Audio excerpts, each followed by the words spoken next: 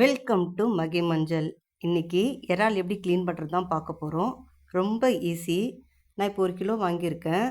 இந்த இறாவை 2 வாட்டி தண்ணியில் நல்லா கழுவிடணும். கழுவிட்டால் மண்ணெல்லாம் போயிடும். அதுக்கப்புறம் இறாலோட தலையை கட் பண்ணிடணும்.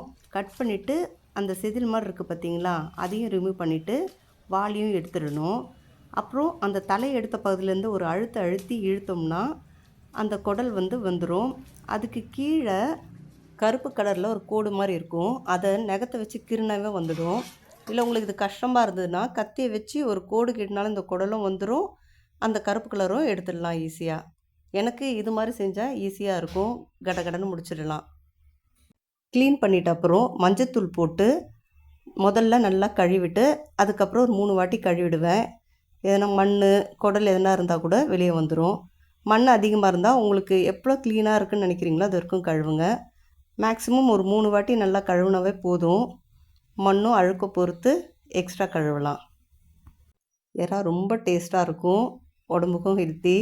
இந்த குடலெல்லாம் இல்லாமல் க்ளீன் பண்ணிட்டீங்கன்னா நல்லது, இல்லைன்னா வயிறு வலிக்கும். ஈஸியாக கையாலேயே க்ளீன் பண்ணிடலாம். சிம்பிள் மெத்தட் ட்ரை பண்ணி பாருங்கள். உங்களுக்கு இதை விட ஈஸியாக என்ன மெத்தட் தெரியும்னா சொல்லுங்கள். தேங்க்யூ.